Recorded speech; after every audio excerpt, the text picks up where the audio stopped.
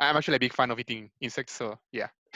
Okay, so that's where the cockroach story. Yeah, I actually have a cockroach as a pet. What? You have a Yeah, cockroach as a pet? well, it was meant to be like lunch. You're listening to Art Heroes Podcast, the show to help you thrive as a digital artist. Tune in to learn how to transform your passion into a career. Get inspired by other kick-ass 2D and 3D artists, and find out what it takes to be an art hero.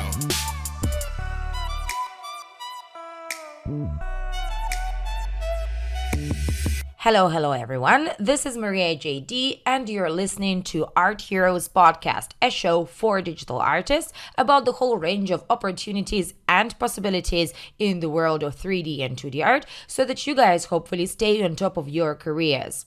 And in this episode, we're meeting Oscar Trejo. Oscar is a Mexican digital artist, and from Oscar, we're going to learn a lot about IP, intellectual property, and what that actually means for artists and how you can explore opportunities behind it. Let's go. Hello, and we're live. Hi, Oscar. Thanks for coming. Hi, thanks for having me. Yeah, no worries. So, guys, welcome to this episode. And today we're having Oscar Trejo directly from Mexico and Yeah, Mexico City. yeah, Mexico City. Jesus Christ, this is by far one of the most exotic spots we've had guests from. Seriously, Really? definitely. Well, so far, let's see what happens in the future. But so far, it's like the furthest, at least from Europe. Yeah, because you had like a couple of episodes ago. You have Bimal, but he's in London, right? Yeah, So exactly. He doesn't count. yeah, That's yeah, that's all right. yeah. It's not breaking the rule. Okay. Yeah. I'm still waiting. You're definitely way further than that. Okay, so guys, Oscar, for those of you who don't know, Oscar is a freelance 3D artist working on a bunch of different projects that we're going to talk about, starting from video games to IP and a lot of stuff in between, including toys and printing, right, Oscar? Yeah, yeah. I've been doing like a lot of stuff related to 3D, which is quite fun as I see it, but it's Yeah. also a mess. Yeah, it is a little bit of a mess, and we're going to talk Yeah. about that. Okay, Oscar, let's just start from very beginning before, I started like rambling about you too much. Sure. So put everyone on the same page. Where did you start? How did it happen? And just in general, what happened with you that you became a 3D artist? Like Well, three or well, it started like around 2000, I think it's 2008, because that's when I started college, and I started studying digital animation. But at the very beginning, well, during the career, I wasn't really interested in 3D. I was more into like 2D, more into concepting and doing a lot of illustration. Especially once I started getting into 3ds Max, I saw like modeling quite slow and not quite like, I mean, quite boring at the very beginning, to be honest. That was most of the time. Like while I was in college, I found 3D very boring. I was one of the like last of my friends to be able to learn 3D. And eventually, I have no idea how I found ZBrush, but I was just like downloading stuff, playing with like softwares that I found, and I got like, I think the college has like had like a copy of ZBrush, but no one was teaching ZBrush because we didn't have any teachers that had like the knowledge for ZBrush. So it was like a software that they had because they had like the educational license, something like that. But no one was actually using it. So I gave it a try, and I mean, like everyone, just started like playing with the sphere and doing like a lot of sketches and like very ugly stuff, and I fell in love with that software. And ever since then, I haven't stopped using the software. It's been like quite enjoyable. At the end, I actually fell in love with 3D. I don't actually do that 2D like, I don't do like a lot of 2D illustrations that often anymore. But it's okay. I find more like amazing from my point of view, like doing 3D. As far as I see it, it's like doing illustration, but like from different angles. So yeah, I even fell in love with 3ds Max and Maya at the very end. So okay, yeah, like ZBrush convinced you into like sold you into more stuff. yeah, yeah. Love that. So, what was your eventually like first job, let's say, as an artist, like as a Well, professional artist? I was actually trying to think about that, but I mean, I had my first job like as an intern in an like video game studio, like an indie video game studio that one of my teachers had. But at the very beginning, I was just doing 2D. But I'm not sure eventually how I actually migrated from 2D to 3D. I'm pretty sure it was there because at the very end on that studio, I was doing a lot of 3D. But I can't remember which one was like my first like 3D project, like paid 3D project, which is kind of sad. But I guess I Maybe guess I'm you, getting old. yeah. Or maybe you were drunk and that's it. Oh yeah, Could I happen mean, easily. yeah, there's a big chance of that happening. So yeah. Okay, cool. So basically you were already working as a professional like 2D artist and then like slowly you got also like projects in 3D. Yeah. Eventually, I started doing like 3D stuff. Like at the very beginning, I guess I was doing like 3D stuff mixed with like 2D, and at the Hmm. very end, I was just doing like 3D models for production for very Okay. like low poly mobile games. But it was pretty fun. Okay. Okay. Interesting. And so what do you do now? Well, right now I'm doing a lot of stuff like from 3D printing, concept art, modeling for animation and video games. Right now, I'm working on miniatures and a lot of jewelry. And one of the projects that I currently have is doing some video game stuff for the studio is called Kerbal. Well, that's the Hmm. game. It's one of like the best-selling games in Mexico, and it's an amazing game. And the art team on that game is like fantastic. I usually work with them. This is like I don't know, like the fifth time I have been able to work with them. Oh, wow. And yeah, they're amazing, and they're here in Mexico, so it's pretty easy to communicate. Because one of the things that I have is actually when I have to, I have meetings. It's quite hard to have like the same time zone. So it's sometimes having a meeting at night or maybe very early. So Yeah. it's really cool to have something here in Mexico. Oh, I can totally understand that. 100%. Yeah, especially right now with the podcast, right? Oh yeah, yeah, yeah. Always like everybody is like scattered around the world. And yeah, this Saturday I have like no life at all because my day starts at like 4:30 a.m. Oh wow. But that's one of those things, you know, when people are scattered around the world. So tell me about like your life in this sense, living in Mexico, and I guess you've always lived in Mexico, like in different places in Mexico, but like Yep. Mhm. you've been always based there. And where your clients normally come from? Oh well, that's a tough one because If they're not in Mexico, where yeah, would they be? So like somewhere else, like the US, yeah. Europe, Usually it's most of Asia. them. Usually it's like I say half from the US and the other half from Europe, and maybe some like exceptions like from Australia and stuff like that. But most of it, like I say, like 50 and 50. Well, 50 and 40 would be like 50% America and 40% Europe, and that 10% would be like exceptions like Hmm. Australia Hmm. and stuff like that. But yeah, it's quite fun to be able to have jobs outside of Mexico while still living in Mexico, Hmm. especially because of the currency. So it's I I'm like not how gonna you lie, put it. it's I definitely yeah. like how you put it. It's quite fun. Oh, 100%. Yeah. It's quite fun. So, do you have any process of getting your art better exposed and, you know, getting more clients, or do they just come to you? Like, It's kind of hard because usually they they come like by themselves, but okay. I say most like a lot of times it's also like recommendations from friends, like when they can actually take a gig or stuff like that, they actually suggest me to go and take their place, which is kind of cool because I mean I do believe like in order to have like a lot of like projects and be recognized, you need to do like networking and be friendly to everyone. And I mean, the more friends you have, like eventually someone is gonna like recommend you for a job and stuff like that. So that happened to you? Yeah, a lot.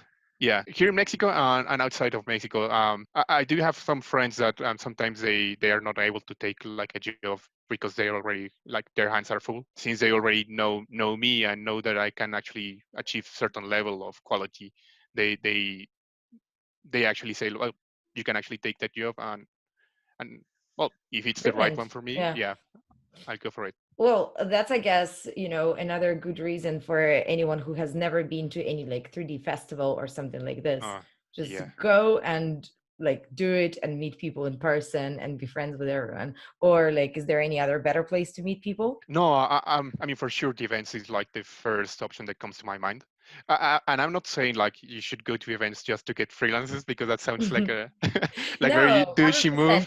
100%. I just said it's one more reason, like Yeah, it's yeah, and a definitely very not good reason. like very good reason, but like not even the first one. Yeah, no, for sure. I mean, I would actually recommend anyone, even if you're like like a very beginner, like an amateur artist. I would actually recommend anyone to visit like any 3D or any art festival. You know, it doesn't have to like a 3D related festival. It could actually be just like a comic book related festival, anything like that. But I mean, if you are able to attend like a festival, like for example the summit or THU, where was actually where I actually met Marlon, it is one of the best options to be able to like to meet people and get to know get to know new people from different parts of the world. Yeah, and I think it's also cool like meeting people that do the same thing that you do.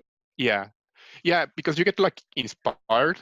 I Yeah. mean, you get like this rush of like you can actually feel that desire of going back home and start working on your art, because you get inspired by everyone and you see everyone's work and it's amazing and you want to try different stuff. And it's one of the things that I really love from this like industry, how the communities are very like tight and very friendly. So I never had any bad experience at any like art festival. Everyone's like super friendly. Sorry, I was just They saying like no politics, no like friction, nothing like this. Yeah, exactly. Like everyone tries to avoid politics and stuff like that. I think everyone knows that they are there because of the art, so they try to stay related to art. Hmm. And it's really easy to. I mean, since everyone there is like related to or really interested in art, it's like a very easy topic to speak of. So it's like Hmm. a very like a conversation starter. So it's really easy to go to and meet anyone and just start speaking about art, because everyone there is just like very interested on that. Cool. No, definitely. And also you always have something to show. Yeah, for sure. Yeah, and you can actually receive feedback or give feedback. So it's an Yeah. amazing experience. So are you saying that even though you're like pretty, I mean, maybe you're not remote, but like not necessarily connected with people like locally, you're still like, are you still feeling that you're part of a global community of like 3D people? Yeah, I mean, I feel that this industry is like, even though there's a lot of people and everyone wants to get in, you get to know like a lot of people by doing just like posting art on ArtStation. You get to know like people on forums or even in the events. So once you get to know them, you get like this connection, and everyone's like, thanks to the internet, it's like you're not really that far away from each other. So Yeah. you can actually just send a message and they'll be able to answer whenever they are awake. So it's quite cool. That's a pretty cool limitation, though. Yes. Yeah. Definitely, definitely. Okay, so now, kind of as we are in like 2020, what's your biggest project to tackle this year? What you're going to be working on? What's like really inspiring you this year? Well, I do have a couple of projects that I like, personal projects that I want to develop more. Right now, I'm working on like an IP of mine. This IP is a TV animated show for kids, for preschool kids, and it was actually one of the selected projects for the Ideatun contest from Pixel last year. So I was able to meet a lot of creators and a lot of like writers and stuff like that. So this is kind of like a new world for me, because even though it's related to 3D, selling IPs and developing IPs, it's like a complete different like world. Like even the way you have to handle like your social media and stuff like that is quite different from like 3D related stuff. But Wow. what that's one of the projects. The series is like already like I already have the Bible and I already have like everything laid. But right now I'm working like with an animation studio. We're working on having like well a pre-production, maybe having some storyboards, maybe an animatic could be super useful for my pitching. And the other project that I want to develop is an art book. So I would actually Mhm. love to have an art book of like um, creatures, like mythologic mythological creatures from Mexico. So like a bestiarium, but creatures and monsters from like Mexico, like going from like very beginning from let's say the Mayans and the Aztecs all the way to the present, like for example the chupacabras and stuff like that. So Wow, that's actually both my of two these goals are for this year. so exciting. I don't even know where to start now, seriously. Let's start eating these cakes slice by slice. So first, talk to me more about the IP. Yeah. So how did this start? Like are you now the director, or now you're the founder of the potential future TV series? How does it work? And how Well, did you get started? right now, I guess I'm the owner and creator of the IP because I had to register the IP and the name and the characters and everything like that. And whatever we develop, whatever the studio develops, I still need to like approve because at the end it's kind of my idea and the IP belongs to me. So I guess in a way, like maybe creative director or something like that. I'm just like You're just making inventing your the own title. title. Yeah, That's fine. The yeah, god, the god of the cartoon. Fine. yeah. I love that. The god emperor of like the IP development or something like that. The father creator. Fine. You own it. Father. Oh yeah. That's it. That's it. We made it. Sounds like a cult, something like that. Super creepy, but I'll go with that. I mean, looking at your portfolio, you should be okay with all the creepy stuff. So that's Oh fine. yeah, I love that creepy stuff. Which is So, funny because actually this series is the opposites, like super cute and very kid friendly. But so you yeah, wrote the whole thing, like you wrote the script as well and created the characters and the environment, or like did you work with somebody on that? to be really honest, I wish I was able to work with someone because I'm not a writer. So I'm pretty sure there's a lot of things to actually like fix. Actually, on the studio there's a writer which is I'm pretty sure he's gonna like fix everything that I did wrong. But yeah, I had to do everything by myself at the moment, or during the contest, because this started um, last year. There's this event here in Mexico called Pixologic, Mm-hmm. and every year they do like an animation event, which is very like focused on creating IPs. Mm-hmm. And they create this contest where you actually submit your animation bible. It's just like the story, some images of the characters, maybe some episodes, like very brief synopsis of the series and the target, the type of animation, stuff like that. And at the end of the event, out of like all the submissions, they choose 300. I mean, out of, let's say, for example, 300 submissions, they select 30, and Uh-huh. those 30 submissions they get like invited to like a workshop. So in that way you're able to know what your weaknesses are on the project, what you need to fix, Mm-hmm. and you get like coached by like industry experts, like for example the writers of like the Barbie show Mm-hmm. was last year. So like the Barbie animated show was one of the coaching um, artists or writers that we Mm-hmm. had last year. The producer of Peppa Pig was last year also. Oh no. Yeah, so like it's Sorry, quite that interesting. rings a bell. Like, it's too much. Oh, I see. But yeah, I mean, at the end, my project, I was just doing that as a test because I was just doing that everything by myself. I wasn't actually interested in like having my project as a finalist. I Mm-hmm. just wanted to have like the opportunity maybe to be able to take the workshop and next year apply with a better project. But at the end, the project is called Clara. Clara got selected as a finalist, and I was able to pitch the project to different TV broadcasters Mm-hmm. and different animation studios. So it was pretty cool, like an amazing experience. Wow. So, like, if everything works out, you're planning to take it further? I mean, would Yeah, you like it? I Would mean, you like to see it, like, going further? I would love to. I mean, it's one of those things that I really want to invest more time on it. At the very end, that's like kind of my dream. It's not Mm-hmm. actually doing like 3D for every like different projects of other people. I just want to develop my own projects and to be able to sell them. So at the end, I know that, let's say best case scenario, the IP gets like bought by any like big corporation. At the very end, they might actually change everything and be completely different. So you actually need to be not really that attached to your project. Mm-hmm. So to be able to just, if there's the opportunity to sell it or to have like a collaboration with a different studio or anything like that. Just uh, to be able to realize it, that you actually need to take like in consideration that you don't need to be that attached to your project, and if there's the opportunity to sell it or just to change everything, well, it's Fine. kind of cool. Yeah, I mean, you can create another IP later. Definitely. Yeah. But I mean, I guess that's the part of the creator. You produce it and then you let it live its life. Yep. Yeah. Absolutely. Okay. So when do you think you will know what's going to happen with Clara? Is it like the timeline is within this year? The production lag is way longer than that. It's gonna be.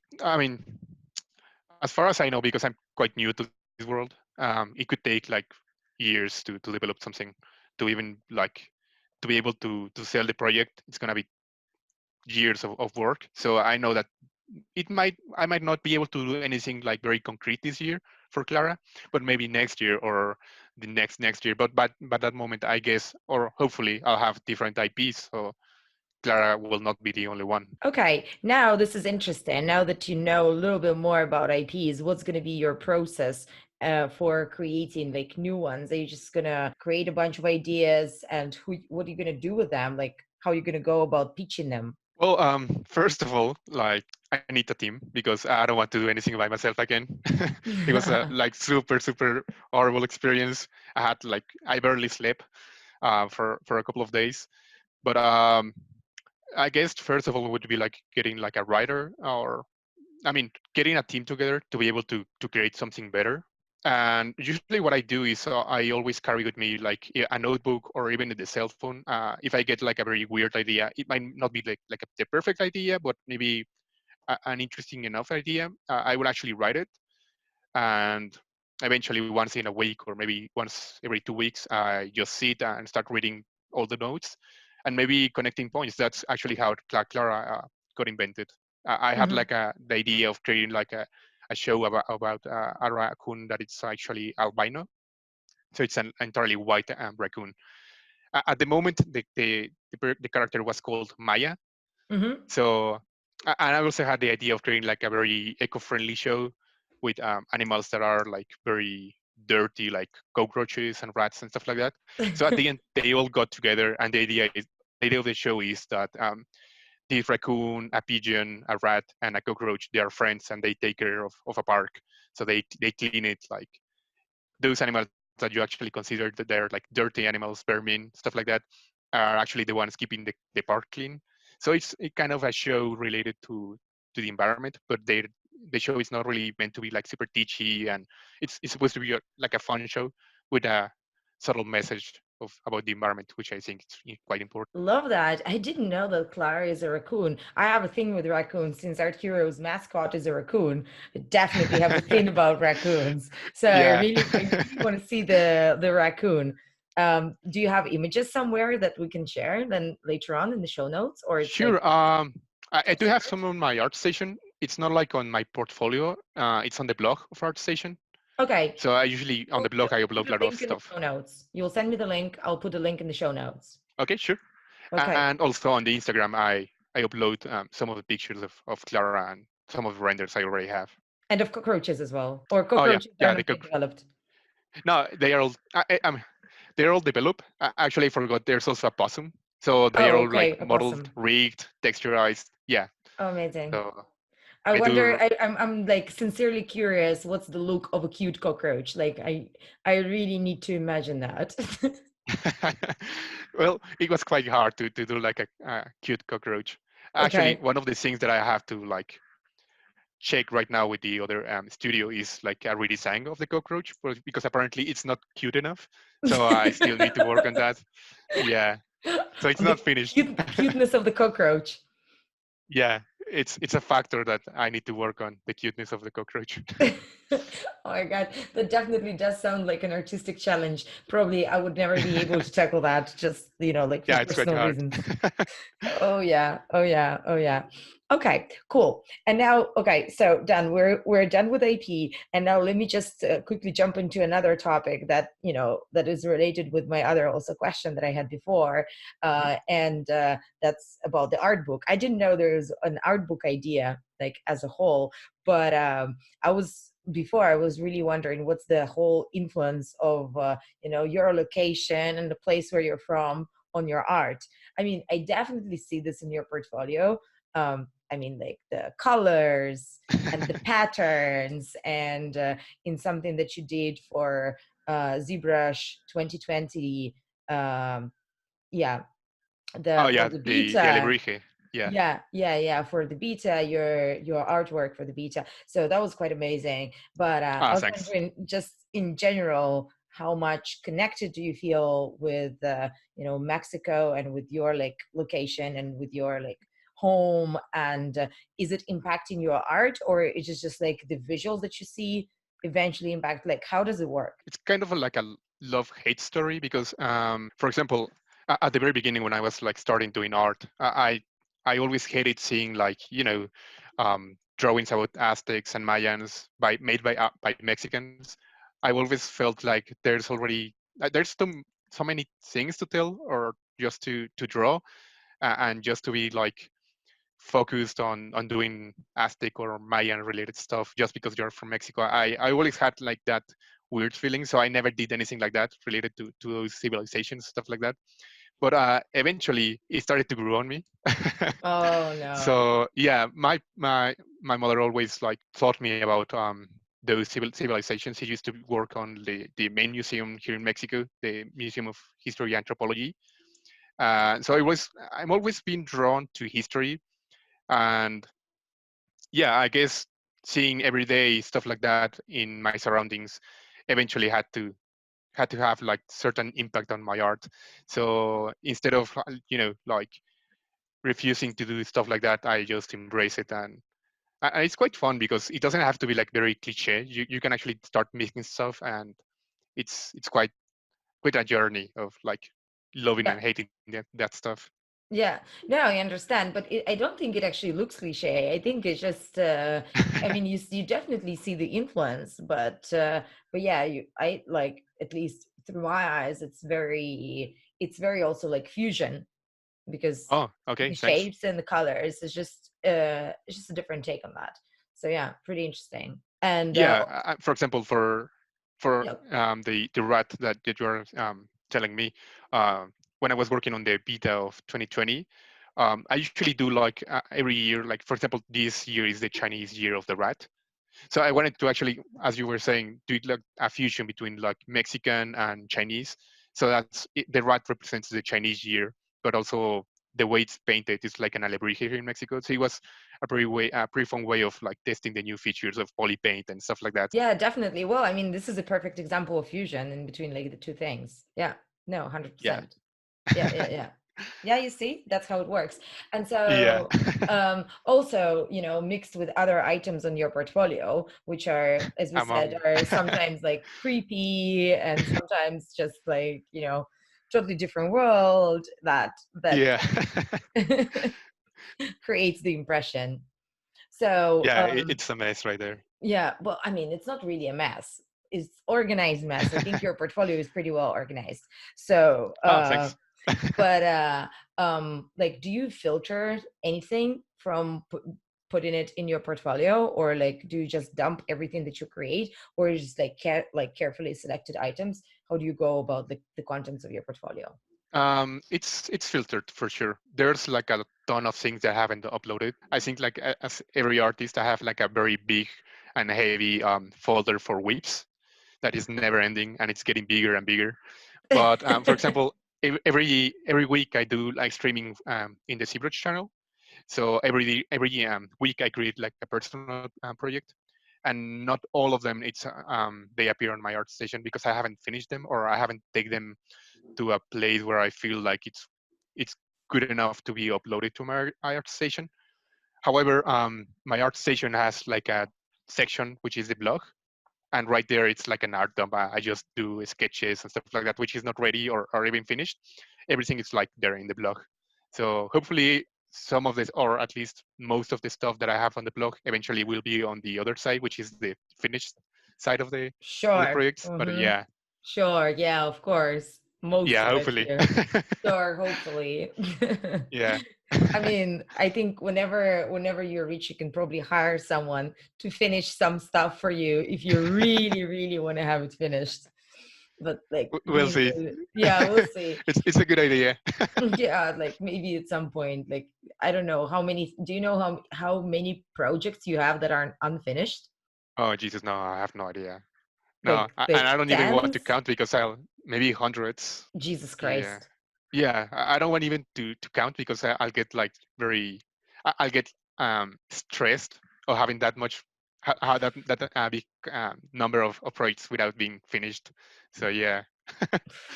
So like you just start projects for practice, or you start with an idea that you actually will finish them, or just Well, sometimes it's both of them actually. Hopefully, well, some of the projects that I start for as an exercise, I usually, if I like what I'm doing, I want to take them further, and I wanted to, instead of doing that as an exercise, I want to take them like into like a final production or having like a beautiful image being rendered. So I usually do both of them. Sometimes when I want to practice, what I do is I try to think something that I want to sculpt or model, stuff like that. So it's a way of mixing both, mixing between yeah. what I want to sculpt and what I want to learn. Okay. Well, that makes sense. Absolutely. I think it's actually a pretty cool way of learning, like just right away going ahead and making something with it. Yeah, yeah. And so, like, one of the last questions that I had, because like we're close to like running out of time, but do really still wanted to ask you, like, what's your pipeline for learning new processes, new features, new software? Do you have a process, or are you a compulsive learner, or like you just like, or you learn from other people? Like, what works for you? Oh, I love learning, especially I love learning from other people. Like I have a problem with buying tutorials because I just love buying them and maybe not seeing them in months. But eventually I see them, so which is a good thing, I guess. Yeah. But yeah, I just love like learning new stuff, new ways of sculpting. What I usually do is like I look for a tutorial for something that I'm really interested in learning. I watched the tutorial once just to get like a very brief idea of what it is and how it works. And after that, what I try to do is just um, try to imagine a project that where I can implement that new stuff. Even if it doesn't look entirely good, I want to give it a try and to practice what I learned. So I usually what I do, I watch the tutorial for a second time, but this time I'm working at the same time on a personal project which is related to that from the tutorial. So it's a Okay. way of like creating new art, but at the same time learning. So it's quite good. I tried different methods. At the very beginning, I was just watching tutorials and taking notes, like written Hmm. notes. But I realized that that doesn't work for me entirely. And then how soon do you get to apply what you learned in practice, like in actual like client work? To be honest, it's quite often because as I see it, everything that I try to learn, it has like a very good reason to be like to invest my time on it. Because at the end, it will open a new doors for projects. For example, at one point in my life, I took like a jewelry design workshop, which Hmm. had nothing to do with me. I was just experimenting. I took like that workshop, which is like a traditional workshop or just sculpting in wax and very traditional jewelry stuff. And after that, like a couple of months after I took that workshop, I started receiving requests about doing jewelry with ZBrush, which is it Nice. was quite interesting. Yeah, and ever since then, I guess that was in 2015, I guess something like that.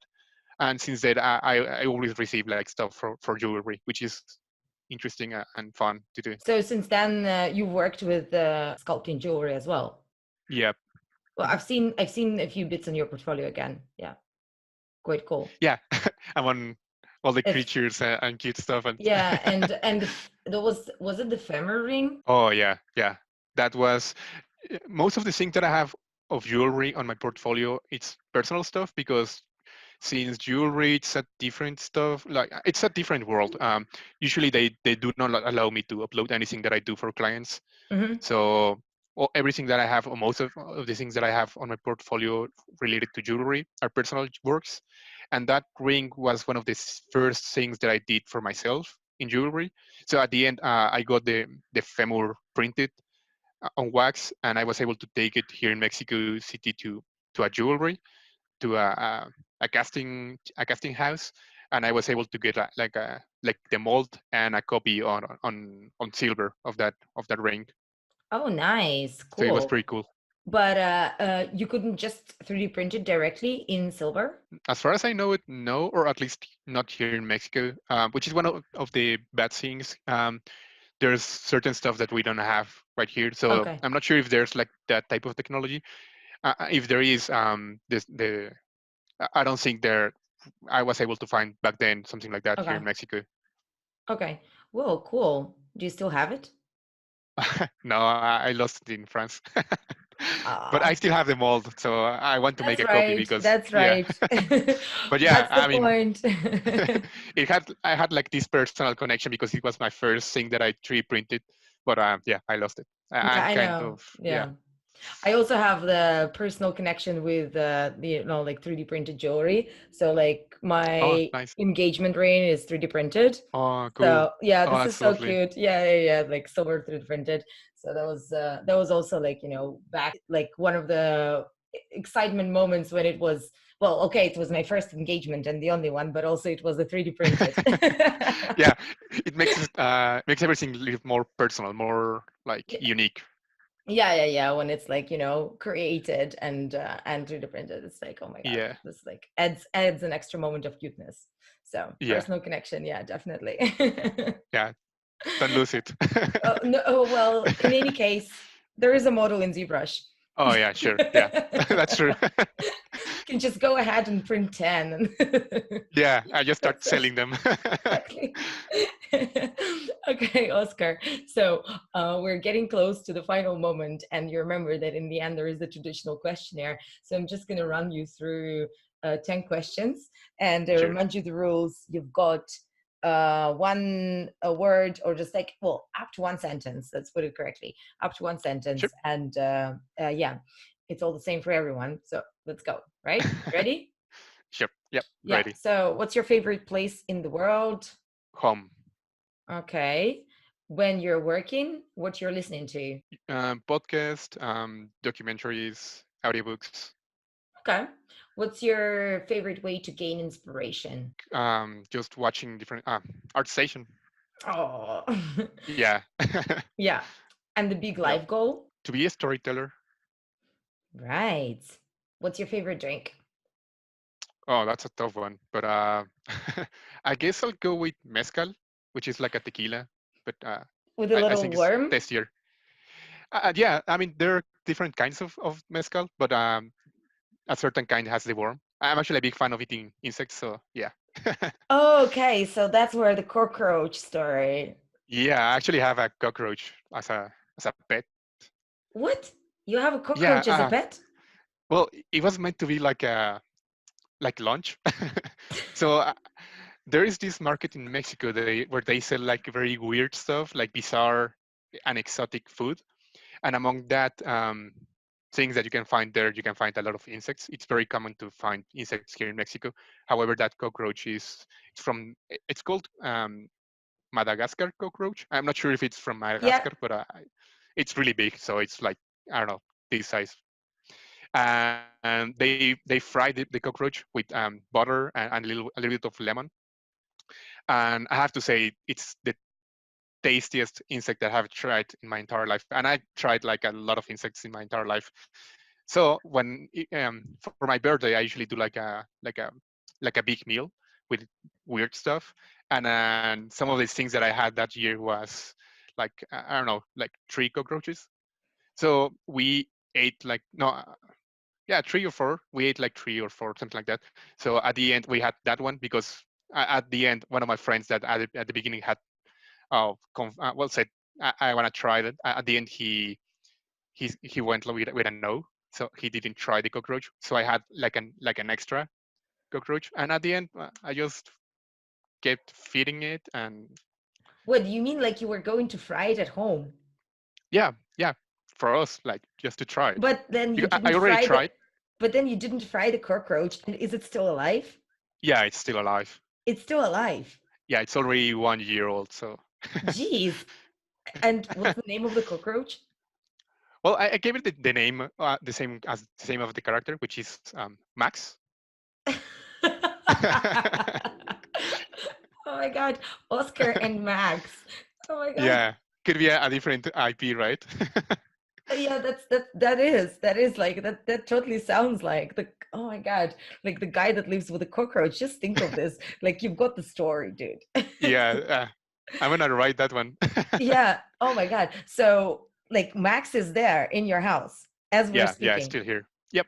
Oh my god. Okay. Like fine, don't show me, but like that's an amazing story. That's an amazing story. So you're like best buddies and all?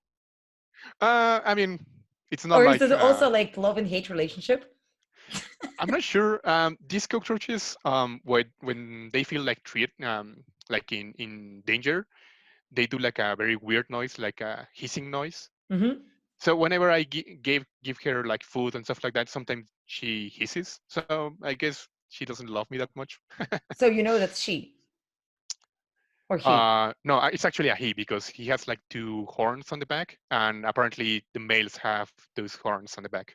So yeah, it's actually a Okay. he. So it's actually Max. Yeah. Oh, okay. Well, oh my God, we started with Mezcal and finished with Max. I'm like, my mind is completely blown. Like, I'm not sure how I'm gonna sleep at night tonight. Probably won't. Yeah, hopefully you won't have any dreams about cockroaches. No, no, no, no, no. I'm good. I'm good. All right, let's keep moving. So, Yeah. first thing that you do in the morning after you wake up, feed Max. Um, no, he's in a different part of the house. Okay. I guess he's being thankful of being Okay. alive. Just be thankful. Okay. Yeah. Great. If you did not become a digital artist, what would you be? What's your backup career? Oh, medic, archaeologist, and art art historian. Those were my three options. All right, very structured. Jeez, like you Yeah. you really you really knew it. Okay, and what's your favorite book or a movie, like something that you can recommend, something that you always recommend? Well, I'm a big fan of the First World War and the Second World War. Hmm. So there is this book that I read when I was very, very young. I actually found it by mistake in the library of my school. It's called All Quiet on the Western Front. So I Oh, guess that's my yeah, suggestion. All Quiet really? on the Western Front. Yep. Yeah, I read it. Oh, it's amazing. Yeah, Yeah. it's really, really interesting. Yeah, cool. All right, nice book. Yeah, Yeah. surprised again about the history Again. thing. Yeah. So next one is who are some of your legends? Who are some of the people that you follow? I mean, it's super hard, but all the people that I know from the summit, Mm-hmm. it's people I follow. Okay. So should I name It's just like or your friends. Yeah. No, I mean, you don't have yeah, to. my friends. Yeah, friends. Okay. So if you've got a bucket list, Uh-huh. what are some of the things in it? So some of the things that you really want to do. Oh well, making a book, making a TV series. Um, those are some of the things that I have on my bucket list right now. Yeah, cool. Yeah, I mean, that doesn't sound small. Any of this, like, yeah, 100%. Yeah. Okay, well, now then we're done. Jesus Christ, I'm sorry. I'm Awesome. like still keep the Max story in the back of my head. Like, and the whole IP, I think, was a little bit of a mind blowing because I think it's a really different, opportunity for artists that like many people don't even have any idea about. So that's really interesting as well. Yeah. Yeah. I mean, cockroaches are very weird insects. In Tijuana, I had like a infestation of cockroaches, it was disgusting, but it was quite funny that at home I had another one, which was my pet. So Yeah, I mean, yeah, you're always safe. You already have one. yeah. Okay. All right. So, Oscar, thanks again so much for coming on the show. And it was a really, really, really interesting story and like the whole journey. And geez, all the best with the book and with the TV show, and two things Thank at the you. same time. Like, all the best in this year. I don't know if it happens this year, Thanks. but like, I hope it will. I'll follow Thank you, you. and thanks for having me and for making this podcast. Yeah, It's cheers. quite All fun to right. listen. Thanks so much. Thanks. We'll stay in touch. Thank you guys for listening. And a little preview. Next week is the episode 10, and it's also Valentine's Day special edition. So make sure you set yourself a reminder, and we'll see you next week, which is going to be a lot of fun. But meanwhile, if you enjoyed the episode, give us a thumbs up. But better, leave us a review on Apple Podcasts, because we really appreciate your feedback and we really appreciate your 5 stars. Cheers. See you next week. Thanks for listening to Art Heroes Podcast. Check out www.artheroes.co for show notes, more interviews, and free tools made for you by our team of mentors. Tune in next week for more inspiration, and keep up the great work, hero.